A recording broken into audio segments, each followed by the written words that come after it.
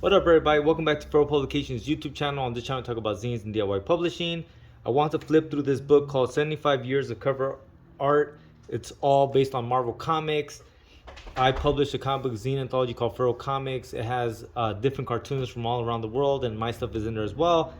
And I was looking through this just for my own sake, and I thought it would be fun to go through it on the channel and just kind of peep it out. So, two prints available in here. Go ahead and pull this book out. It's a really hefty book.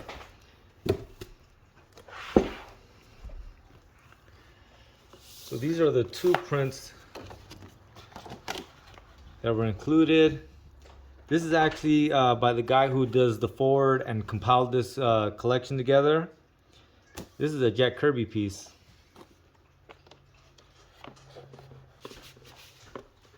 I'm not gonna lie, Addy, who's the fella that put this together, some of them I agree with, some of them not so much.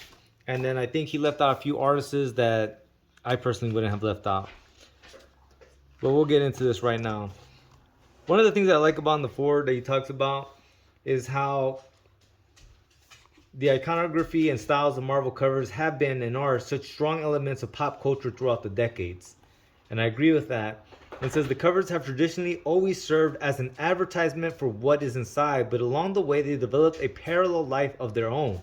They started to be framed as standalone posters, collected as pieces of fine art, and came to be seen by artists themselves as their opportunity to push a bit further and show their best works. And I agree with that. And this is his work right here. So we start off with the Golden Age, and I love seeing the characters like this, right? It reminds me of just being young and drawing like that. So good. And these are some of the artists, you know, from Timely Comics, which then became Marvel and all that good stuff, that, you know, are probably not well known. This cover right here is so infamous. You know, if you've seen any documentaries on comics, you've probably seen this, right? Human Torch, kind of the origin. They're one of the original characters, Human Torch, Namor, and Captain America. When I think of like Golden Age comics that has to do with Marvel, that's who I think about. So this is definitely one of those most iconic ones. This obviously is one of the most iconic ones as well from that era.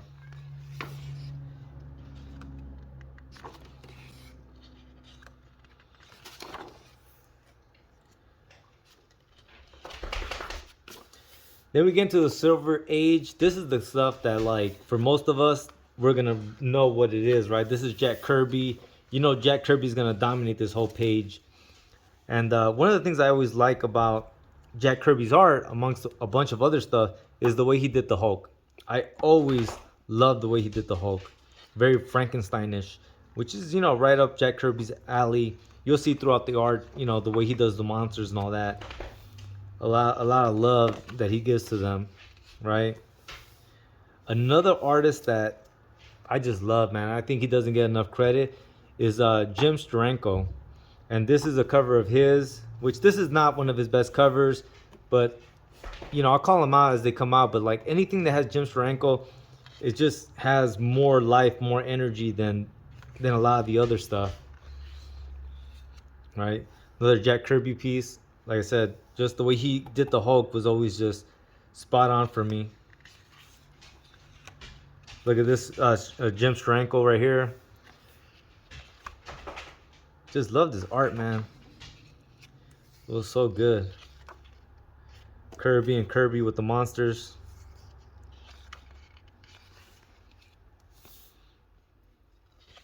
Love this piece right here. And this is a Kirby piece, but it feels like a Jim Steranko piece. Like, this is the kind of stuff that you would see Jim Steranko doing. Hella tight. And here we go, some Fantastic Four, all Kirby. Let's see, I have this one reprinted. Love, once again, I just got to keep calling out. I think that's why it's hard for me to read any of the other Hulk comics, because I feel like Jack Kirby did Hulk the best as far as story wise as well as the art. It's the only ones that I really enjoyed. There's another creator that did Hulk, a different version of him that I liked a lot, and he's in here as well. I think his name was Dale Kevon or something like that. It'll pop up and I'll show you guys. Another one, Infamous.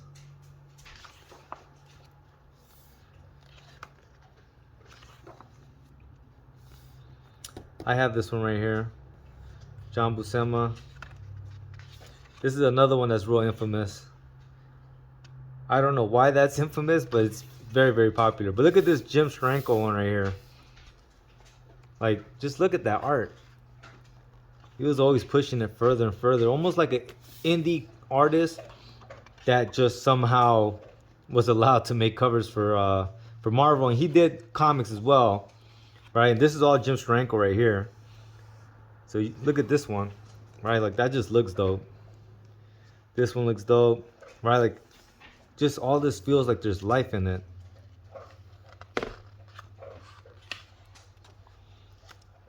This Jack Kirby one is so infamous. I'm tired of it. Both of these actually.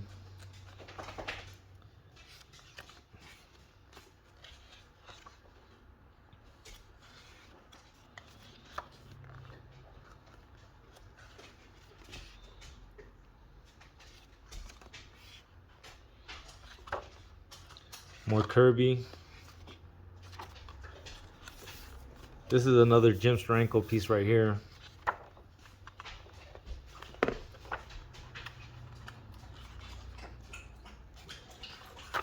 Neil Adams. I'm not a big fan of Neil Adams, but I know a lot of people are. This is another Neil Adams piece right here. Oh, this one as well. Mike Zeck, who did the Secret War covers. I think those are pretty popular and pretty well known and sought out. I have a couple of them, but I wasn't the biggest fan of them.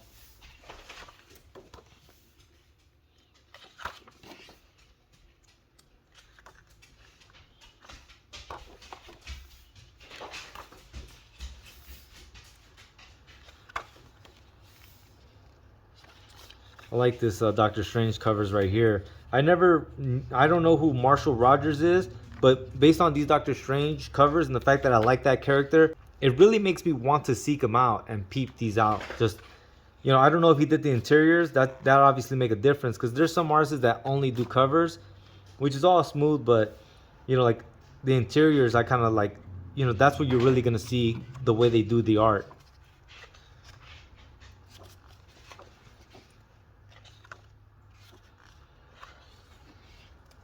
This cover right here was real popular. I actually had this issue, but for all the cartoonists out there, you know how it is. If you're in a pinch, just sell that shit. You know, I got a few other issues that I saw in here that I was like, oh, I remember when I had it and I just had to like unload it due to the finances. You know, as a creator, you know, collecting comics is not my foray. I buy comics to read them, to learn from them, to really peep out the art and dissect the way they tell the story, right, sequentially. But if you're ever in a pinch, man, those speculator bubbles that exist in the comic book industry, shit, sell it to them, man. You know, good on them.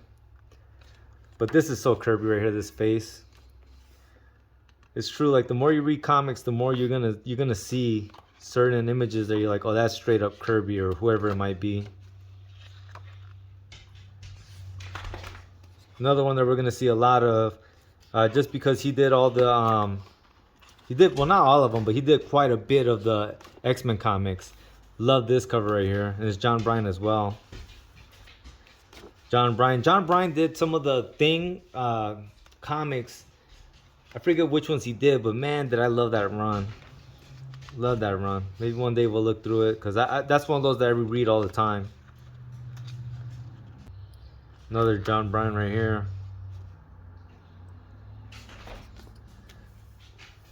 I know Mobius is a fan favorite for a lot of folks, but I don't like this. I like this work on Inca. I think, you know, the Inkle, which he did with the director of Santa Sangre, that comic, you know, his art with that storytelling just, you know, worked really well. But for whatever reason, that didn't really catch my eye. Here we got some Frank Miller art. I like this one. Doctor Doom and Doctor Strange. So, some young Frank Miller stuff. Probably one of the better Frank Miller covers, in my opinion. Like that Kingpin outline too. So these are all by Frank Miller right here.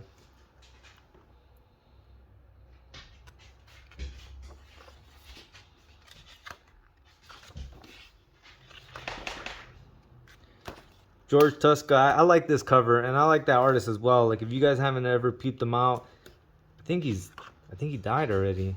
Now that I think about it, he died in 2009. But I always liked his like pulpy, work. It looked really cool to me. And obviously, I found him out, later on in life, not as a young man.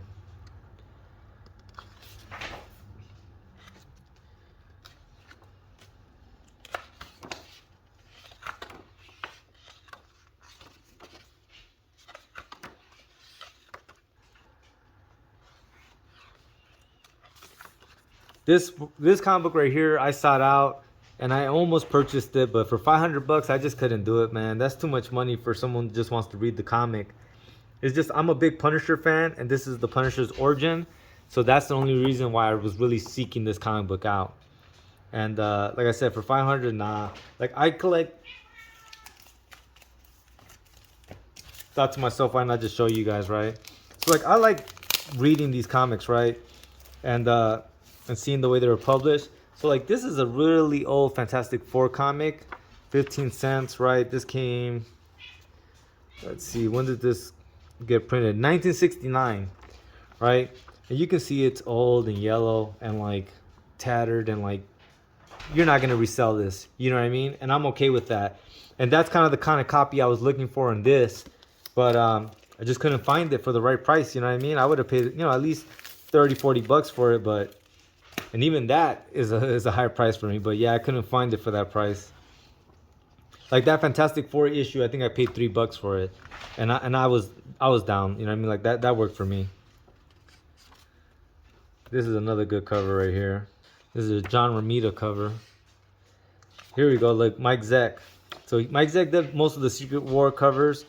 I want to say he did all of them, but I think maybe just for the first run, not the Secret Wars #2, but. This is one of those that's super iconic. And like I said, I got a few of these because they just popped up in some of the dollar bins when I was growing up. For all you guys who are like hunting these down now, once upon a time you could find these in the dollar bins. Bill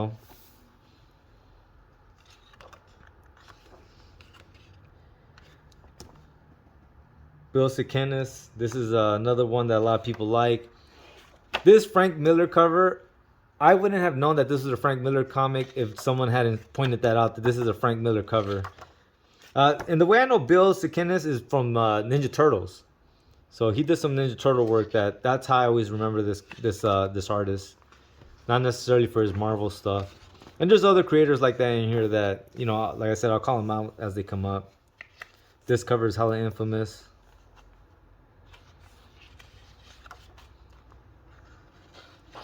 Arcade. This is a character that I like a lot. I still have my Sega Genesis, and I have the X-Men Spider-Man team up to fight Arcade. So, hella like that shit. John Bryan, right? So, this is infamous right here. This is infamous. This one is infamous as well. This one I don't know too well. Infamous, right? John Bryan. Damn, this guy, he's had a pretty damn decent run. Here goes someone trying to kind of redo what the homie had already done, right?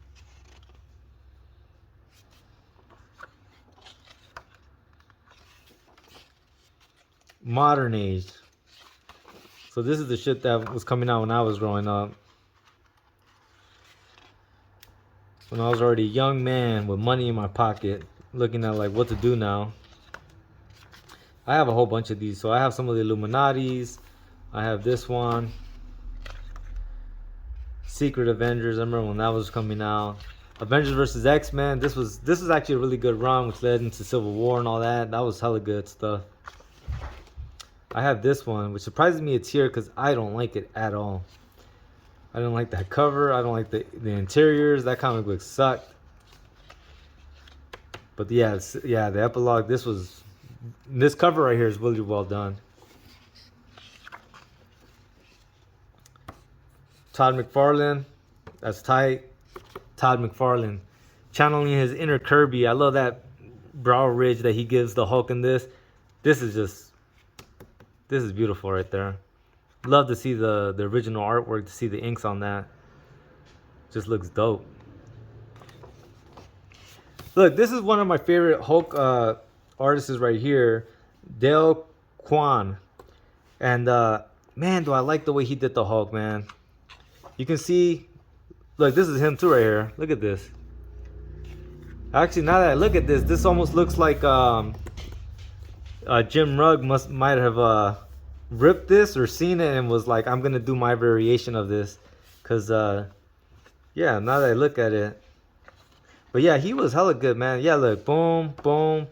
This is the first one that I got right here, was him with the Punisher. Cause like I said, I'm a Punisher fan. And I went back and got these. I don't like it when Hulk is too cartoonish. You know what I mean?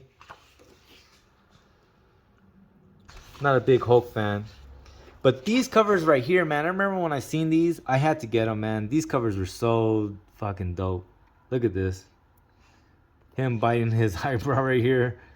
And I'm a Fantastic Four fan, right? So like all this, like I was about it when I seen it. Look at this. Tell me that doesn't look like a monster right there. Hella beast. And these, I remember when these were coming out. So David Aja, he killed it with this, man. This whole run was so good, man. This whole run was like a spy thriller. So if you never read these Hawkeyes, and then he did a Black Widow series as well. But like this whole thing was like, it's a spy thriller. So then like even the covers, right? It just reads like so good, man. Yeah, David Aja. Yeah, he did all of them. And I agree with Adi Granov, the guy who put this together. Like these covers were, I remember seeing these in the store and being like, what the hell is that? And like it lured me to the comic. And once you start reading it and realizing it's a spy thriller, man, you're all in.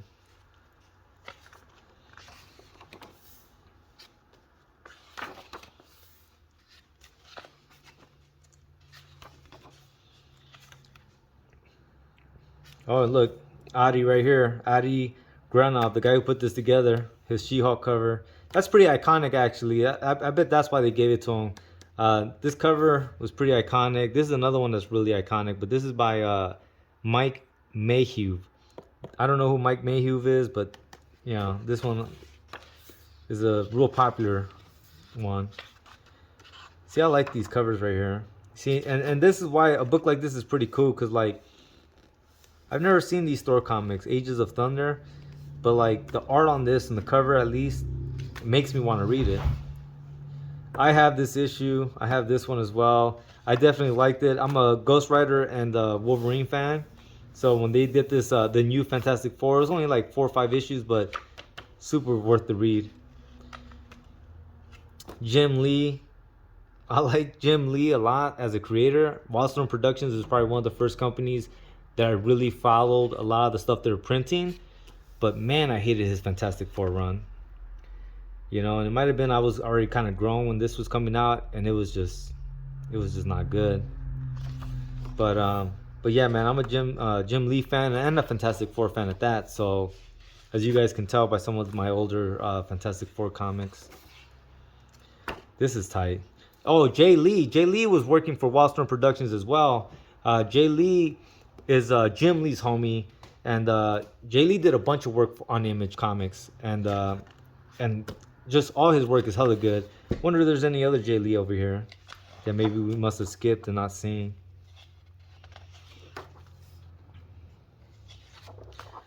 Well, I don't see any. Oh, look, this cover is by Art Adams.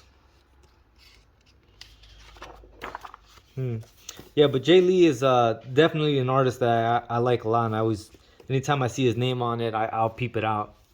Oh, Mike Allred, Madman. I like the Spider-Man comics too. I like his shit, man. He has his own little quirky style that I fucking dig. I always say that the worst thing you can do to an artist is have them look like other artists.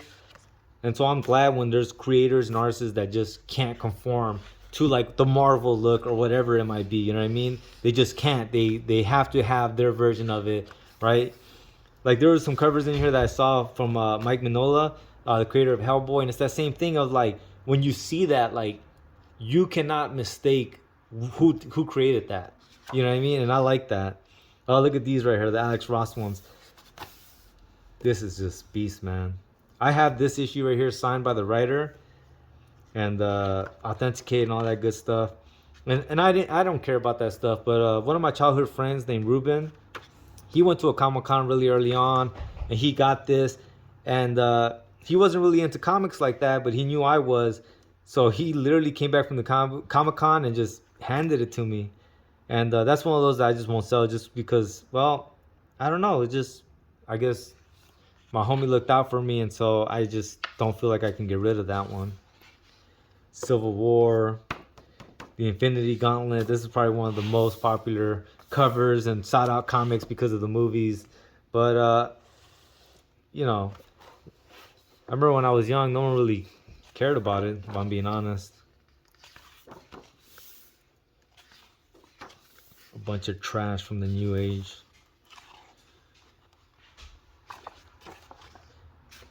The Marvel Zombies. If you guys like zombies and you guys are into Marvel comics and superheroes and all that, the intersection between the Marvel zombies, you know, like Marvel characters and zombies, that intersection is so fun. This is such a fun run. If you get the chance to read that, check it out. It's almost like a lot of the What If comics or other comics that I like a lot. Oh, here you go. David Mazzucchelli. He, you know, a bunch of Frank Miller run stuff.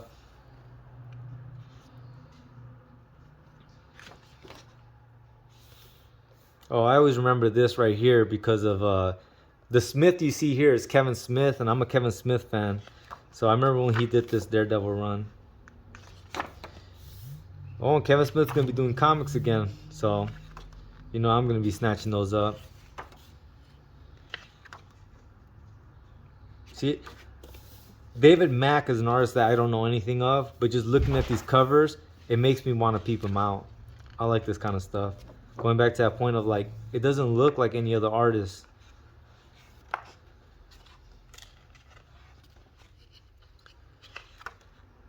This is one of those that's really infamous. Bill Sienkiewicz.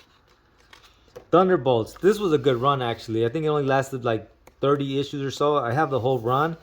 It was so fun. The Frank Castle and Elektra kind of love situation with Deadpool and his girlfriend, and Ghost Rider comes out in the series, and I'm a Punisher and Ghost Rider fan, so definitely love this series.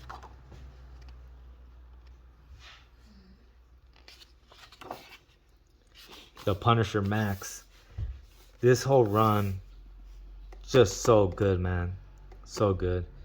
If you guys haven't ever read these, then you're missing out. Because Garth Ennis, I think, is probably one of the best comic book writers out there. He did so much stuff that I like, man. It's hard to really say, but some of the things that I think the average person would know about would be like The Boys. He wrote that. Preacher, Garth Ennis wrote that as well. Goddess, which was kind of like his take on Poison Ivy.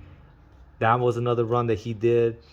You know, like Garth Ennis is just, you know, he's a damn good writer. Damn good writer. I don't think enough people talk about Garth Ennis. Mike Zack. Todd McFarlane. This is probably one of the most infamous Spider-Man covers.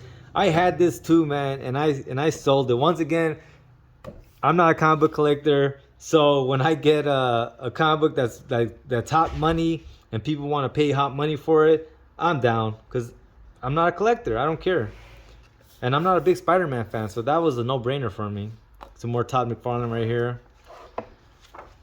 Yeah, everyone hates me now. They're like, you don't like Spider-Man? I don't like Spider-Man. I'm sorry, you guys. I don't like Deadpool either, okay?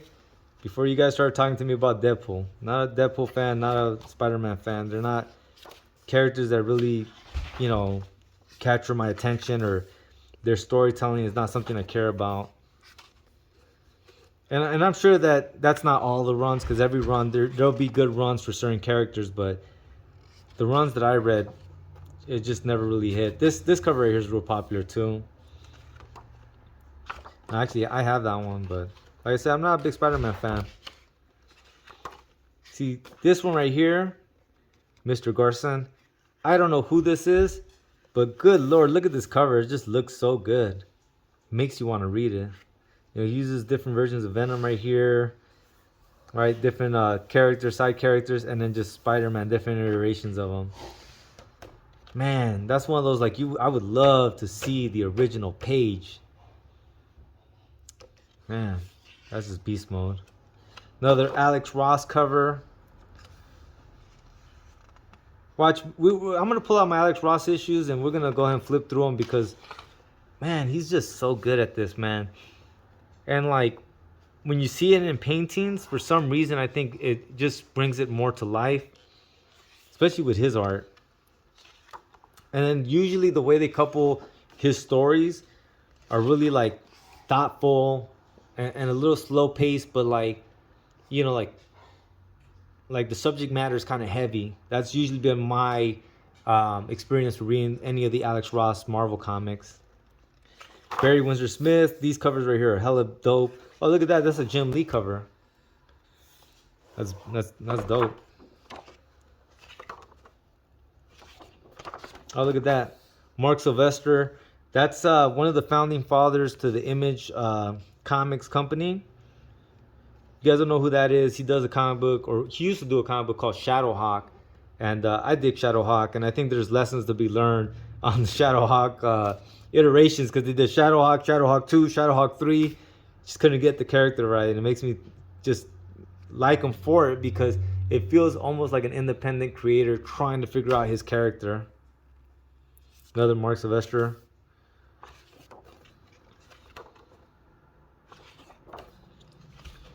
Oh man, I got this one right here. And it's not worth the read, you guys. If you guys haven't read this, don't read it. Jim Lee cover. Jim Lee. Surprised there's not more Jim Lee comics actually in here. He's real infamous for a lot of his covers. Speaking of, I actually have this comic book signed by Jim Lee. He signed it for me at the LA Comic Con. Oh, look, speaking of, right, look at Mike Mignola, creator of Hellboy, right? Look at his Wolverine. You know what I mean? Like, that's what I'm saying. Like, when you see this, and this is, like, even just the framing of it, this is so Mike Mignola, right? Like, all this shit right here. Just, like, it would almost be like an X-Men crossover with Hellboy. Right? Like, I've seen this motif a bunch of times in his comics. And same thing with this cover. I've seen him use this motif a bunch of times in different comics. Age of Apocalypse. I remember these. I was getting them as they were coming out. And good lord, they garbage.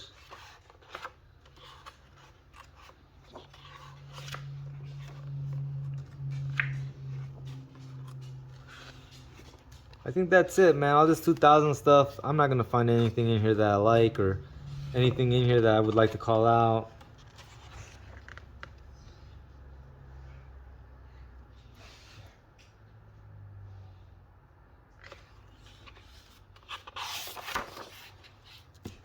And that's it, man. That's this flip through. And if you're wondering how I ended up with this, I didn't buy this, man. I got it from a raffle. I went to a comic book shop that I used to frequent when I was in LA called Golden Apples Comics. And they're doing these $5 raffles. So I ended up buying like 5 of them, 5 raffles. And the way it worked out, I told my wife, you know, any shirts or Funkos, her and her brothers can split them up and then just give me the comics. And this was one of the ones they got in that grab bag stuff, which is pretty cool because it says it's going for $50 in USA, but this was a while ago, so it was going for $50 once upon a time. But I think when we got it, they were going for about 25. So even then, you got a $25 book for $5. You know, it's not a bad deal. So, you know, Golden Apple Comics is really tight. I remember when they sold it, you know, I talked to them about possibly purchasing it because the son, who the father, you know, gave him the comic book shop, he ended up working on, which I don't know if I should say, but he was working on that Fantastic Four reboot with the guy who made Chronicles, and so he left the store unattended. They ended up selling it to somebody else. Um, yeah, the number they were asking for, just I couldn't do it at the time. Shit, I still can't do it. But just things, I've been into comics for a while, so things that pop up from time to time.